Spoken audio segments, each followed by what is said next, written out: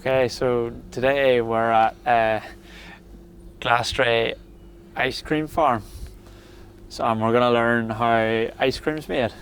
So this is Will, you're the owner, aren't you? That's correct, yep. Correct. And we're going to have a wee nosy around and see how they turn their milk into ice cream. Yep. So start off with the pasteurizer here, yeah. Right, okay, I'll give you a guided tour of what happens in here, and thankfully the staff are in production at the moment, so follow me. We're all kitted up. So we're now looking at the dry goods store. All the basic raw materials for making ice cream and the different flavours are all contained in this area here. They're weighed out. You have a perfect example here. There's sugar, there's skim milk powder, emulsifier and stabilizer.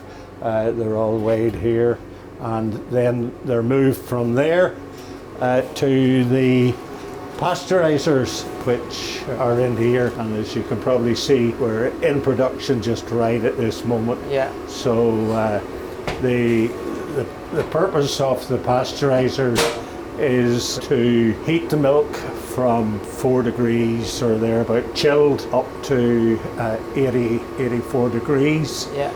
It's held at that temperature for a short period, and then the pasteurizer changes over the system automatically and brings it back down to chilled product again. During the course of that process, it's homogenized, and at various temperatures depending on the flavour that we're making, the actual amount of flavour is metered into the pasteurizer. Okay. So that when it comes to approximately 4 or 5 degrees centigrade, it's then transferred automatically to the production area, which I'll take you through to now. So this is where the ice cream is actually put into those tubs. Yeah. Yeah, so it comes through the pasteurizers through a pipe and then into the continuous machine here, which freezes the ice cream down. So this is where we fill the tubs, and then they go through the metal detector as well to check that there's no metal in the tubs, and then we weigh them as well to check that they're within their weights as well.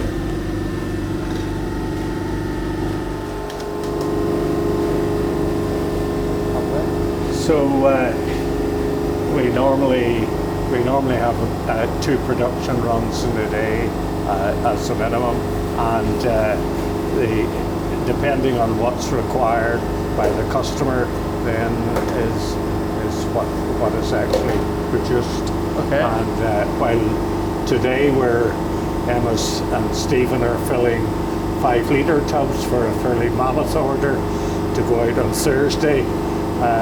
Tomorrow it could well be 500ml product, or indeed in 120ml for the impulse market. So a lot of it's made to order then?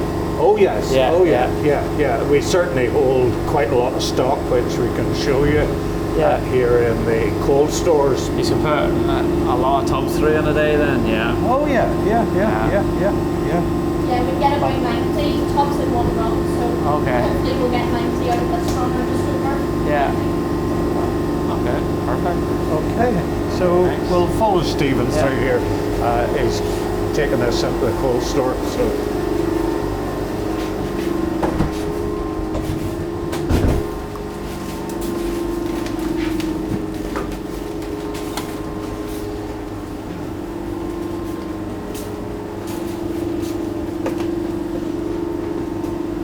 So I can see a lot of flavours here. Not the sort of place you hang about for too long. No, a bit chilly.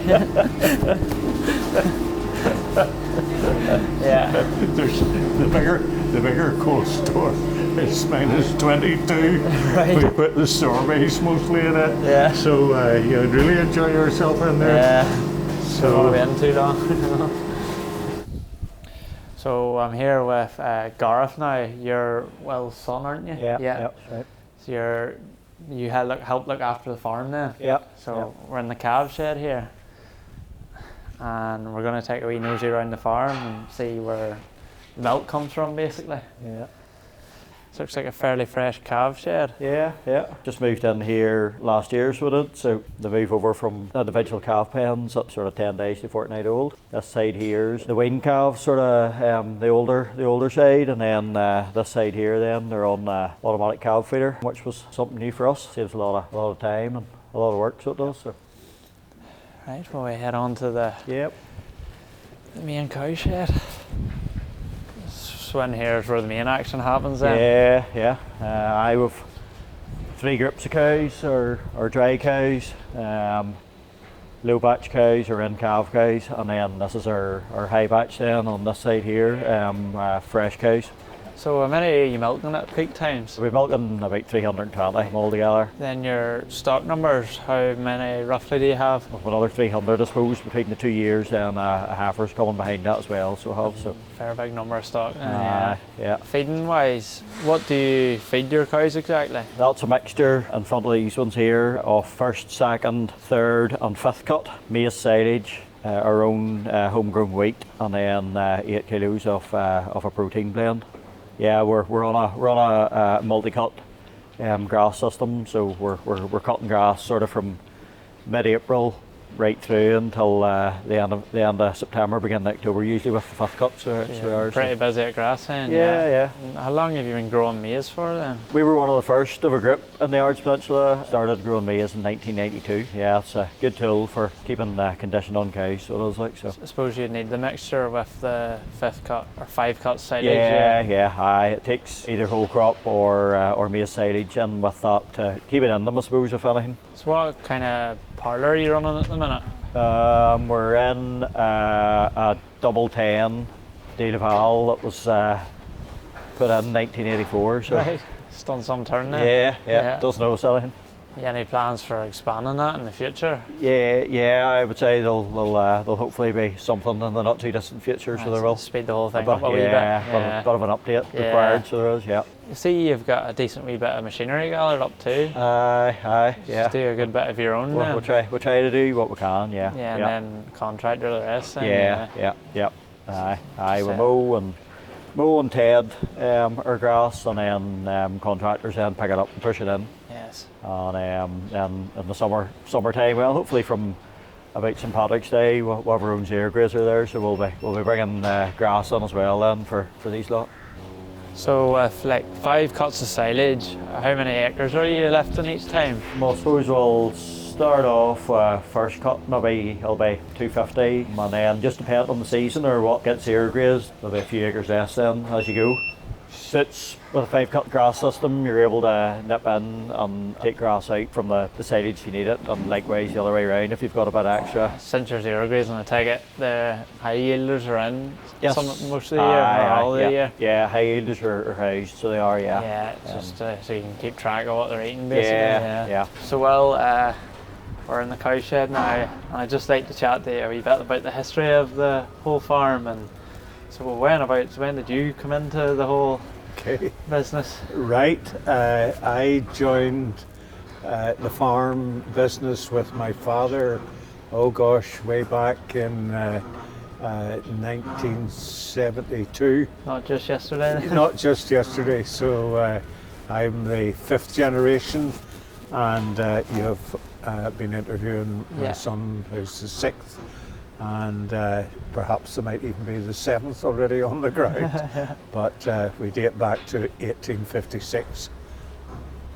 When did you start the ice cream sort of? Yeah.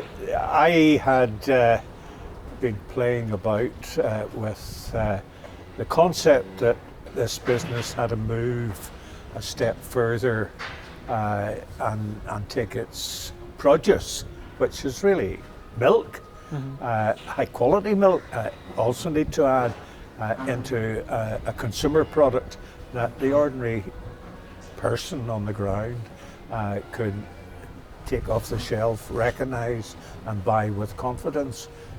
I suppose you'll have a sense of pride behind your product. You see it come through, it goes into your tub, and then you're sending it on, and you see this end product, it's your product, and you're Yeah. happy. It's good to see local going Yeah. into the hands of consumers. Like, Yeah, it gives us here on Glastry Farm a sense of pride that we supply some of the most prestigious hotels in Ireland. For instance, we're in the Culloden, a few miles away from us, but equally we supply, for instance, the Dunmore House Hotel in Clonakilty in West Cork, with the #1 restaurant in Ireland at the moment. right? Yeah. Must be a real nice achievement for you. It makes us feel Yeah, good. yeah. It's all about pride in your product. Yep. Yeah. Well, thanks again. It's Okay. been really interesting to have a look around your farm. We're delighted to have you with us. Yeah. Yep.